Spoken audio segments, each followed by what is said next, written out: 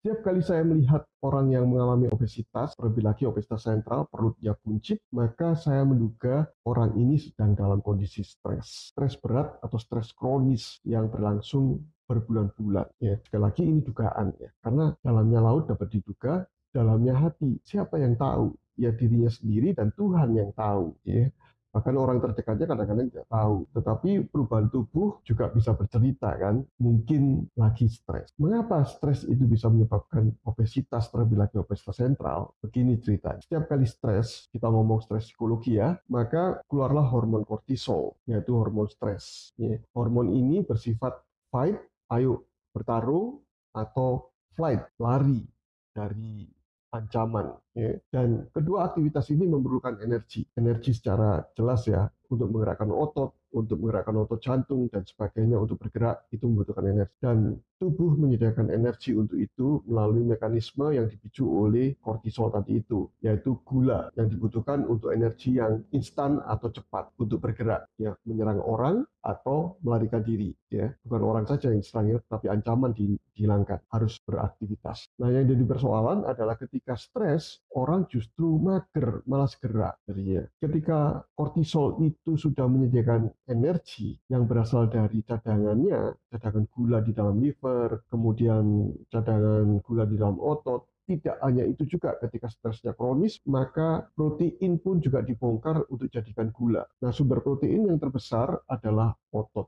Karena itu otot juga dibongkar, akibatnya ototnya makin kecil. Orang stres ototnya mengecil, karena dibongkar proteinnya diambil untuk jadikan gula. Nah, sekali lagi, gula sudah disediakan, orangnya mager, nggak bergerak, maka tubuh ini mengatakan, ya percuma nih gula. Gula tidak boleh terlalu banyak di dalam pembuluh darah, tidak boleh terus beredar di dalam pembuluh darah atau beredar di dalam tubuh kita. Tubuh orang yang stres, maka tubuh punya mekanisme tersendiri, yuk disimpan ke dalam menjadi lemak, ya, berubah menjadi lemak sebagai cadangan energi. Nah, ciri khas dari hasil kortisol ini, maka lemak dari hasil konversi atau pengubahan gula yang sudah disediakan tadi itu disimpan di dalam perut, di organ-organ perut, termasuk liver, pankreas, usus, ya, rongga perut, ginjal, limpa, dan bahkan bisa diekspor ke jantung, ke otak, mata, ataupun ke otot. Jadi tubuhnya menjadi besar, padahal ototnya kecil, ya. Jadi jangan tertipu bahwa tubuh besar itu ototnya gede, enggak. Ototnya makin kecil sebenarnya. Nah, kondisi inilah yang berbahaya bagi kita. Ketika lemak tinggi, terjadi inflamasi, keradangannya tinggi, terjadi insulin resisten. Insulin resisten itu ciri khasnya adalah mengemuk di awal, ya, jadi makin gemuk orang itu. Kemudian ototnya mengecil tadi itu juga berdampak.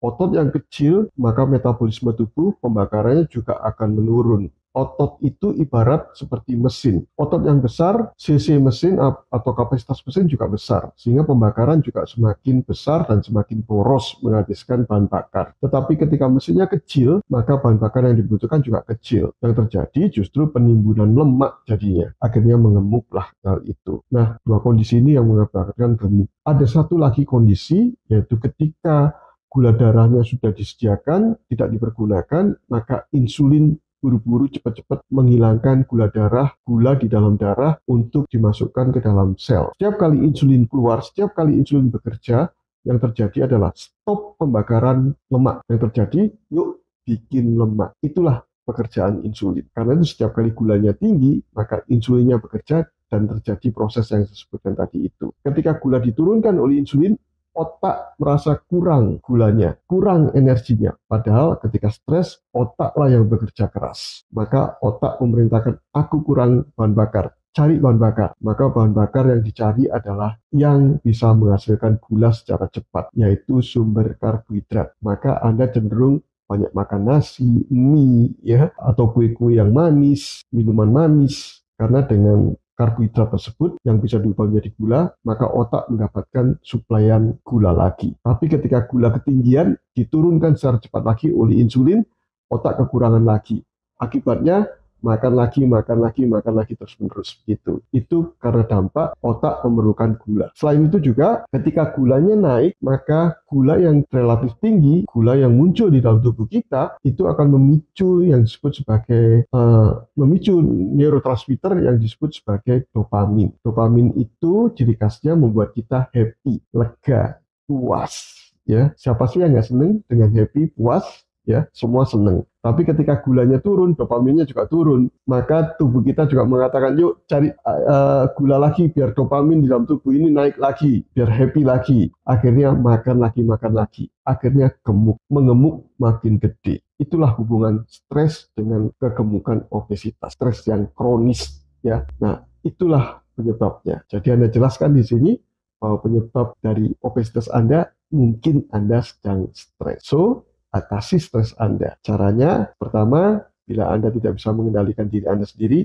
cari pertolongan orang profesional. Bisa ke psikiater, psikolog, atau agamawan, ulama, ya, atau pastor yang berkompeten memang untuk menyelesaikan masalah Anda, ya. Jadi dengan demikian Anda bisa ada solusi. Kemudian berikutnya, selain itu juga Anda bisa melakukan olahraga. Karena dengan olahraga bisa memanfaatkan kortisol, terutama olahraga beban ya, push up, sit up, squat jump ya. Anda bisa lakukan dengan body Anda sendiri ataupun nge-gym untuk mempergunakan kortisol tadi itu ya. Itu akan mengurangi stres Anda. Kemudian tidur yang cukup 6-8 jam. Ketika tidur nyenyak, maka ada hormon melatonin yang keluar yang membuat hormon bijaksana. Anda bisa terbantu untuk menyelesaikan masalah Anda ya. Dan yang lainnya mungkin bisa juga dengan puasa. Intermittent fasting menyebabkan ketenangan di tubuh kita ya, terutama otak menjadi tenang karena tidak selalu membutuhkan gula. Jadinya demikian tentang obesitas yang disebabkan karena stres atau stres yang menyebabkan obesitas, terutama obesitas sentral. Bila informasi ini bermanfaat bagi Anda, silakan bagikan kepada yang lainnya atau komen di bawah ini ya. Semoga bermanfaat. Salam sehat dari saya Dr. Oi. Stay healthy.